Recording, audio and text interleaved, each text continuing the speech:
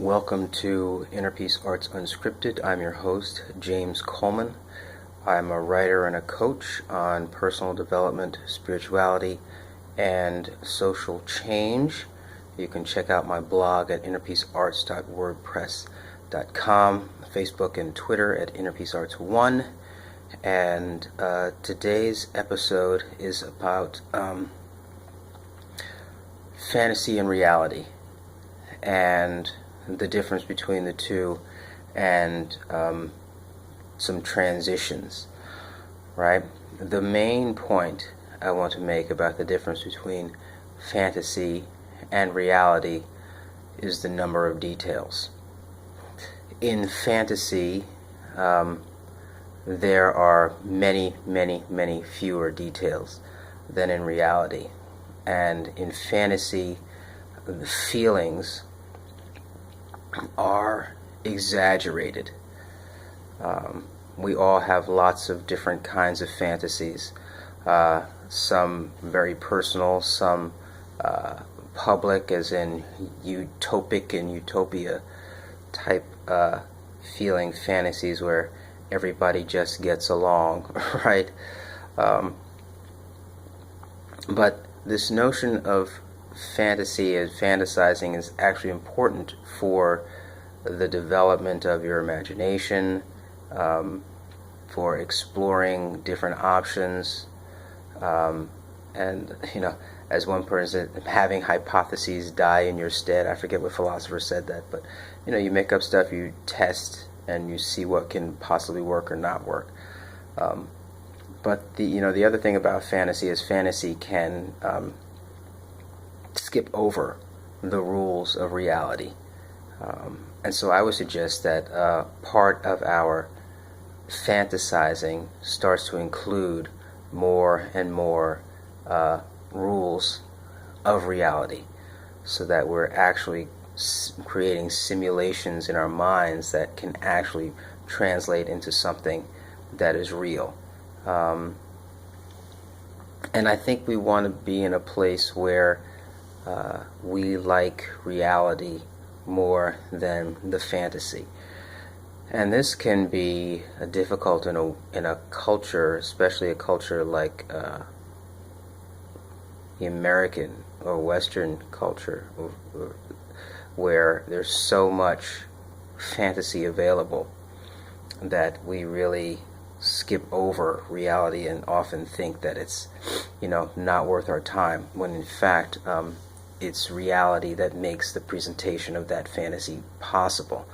And if we manage that reality well, then we can change the depictions of the fantasies so that we're thinking about different things, bringing to consciousness different things, and empowering ourselves in different ways. So the fantasy is really, really important.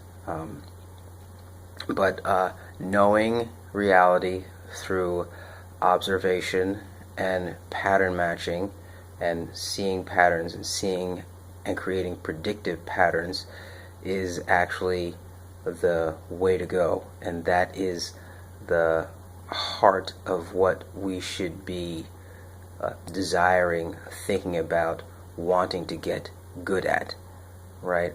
Is actually making this and accepting the observations for what they are, and knowing that we can use, I think maybe I've shared this before, but we can use whatever energy that comes our way, use whatever rule of reality that comes our way, and we can use that rule to help make manifest a fantasy, right?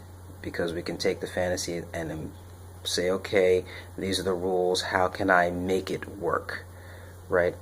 But you can only do that when there's confidence in the observation. You have to have confidence in the observation that it's a real rule that you can use. I drop an apple and it hits the ground, right? And there's a whole set of rules that guide that. And welcome to math and science and physics, right? That's the point of the sciences. The point of the sciences is to catalog these rules so that you can build on them for control to make manifest your imagination, to make manifest that fantasy. With human interaction, we all know that the bottom line is actually control, and it's control typically with consent that typically works better over the long term. Non-consensual control, well, that's a little difficult to advocate, and of course I'm on record here, but we all know, like with kids, for example, that we don't ask for consent from kids. So there's this notion of where there's ignorance or lack of training or lack of maturity, where we don't ask for consent. We know that this misapplied can be very, very dangerous, so that caveat is here for anyone that's going to try and put words in my mouth that I'm advocating non-consensual control. I think there's a context for everything, and that you have to be careful about some contexts, and that they should be used with extreme caution, because they can be dangerous and very easily misused. But getting back to fantasy and reality, we have to regulate our fantasy so that we don't get caught up in it and start to mistakenly think that the rules that govern that fantasy are the same rules that will govern reality. They're not. And our hearts and our minds need to be shaped in such a way that we are able to deal with what is and the reality that we are able to observe. And we know that we only have a partial picture, but we can have predictive powers within that partial picture, and that is really what's important to note here. So we're not claiming omniscience, yeah, that's the word I'm looking for, but we are claiming that we do have predictive powers, and these predictive powers help us to control, to get the things that we want, feelings and stuff.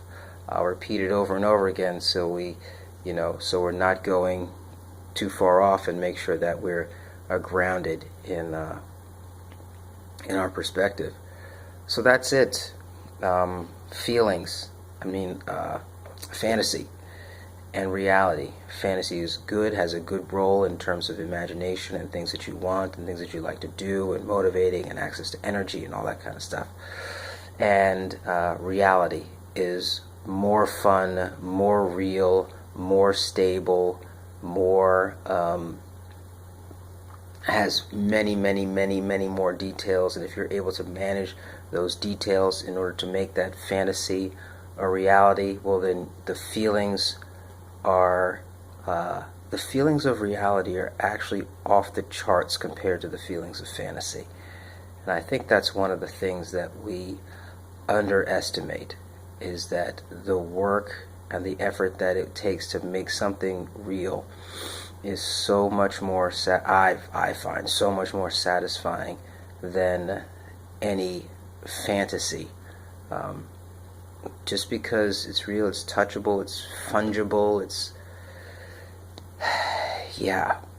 and it's shareable, and can create group dynamics that shared fantasies can do that too. I can't deny that we have all sorts of examples in this world of fantasies gone awry in the public realm. But nonetheless, I'm going to advocate for translation and the process of translating fantasies into reality, and getting used to the rules and the step down, so to speak, of the intensity of the fantasy, and let it get passed through the rules of reality and the observations and those observed patterns, so that you can experience something even greater. So that's today's episode. I'm James Coleman, writer, coach. Check me out at innerpeacearts.wordpress.com. Email me at innerpeacearts@protonmail.com. gmail.com. Yavarechecha Adonai v'ish merecha. Ayer Adonai panav elecha vichuneka. Yisa Adonai panav elecha ve'asem lecha shalom. Have a great day.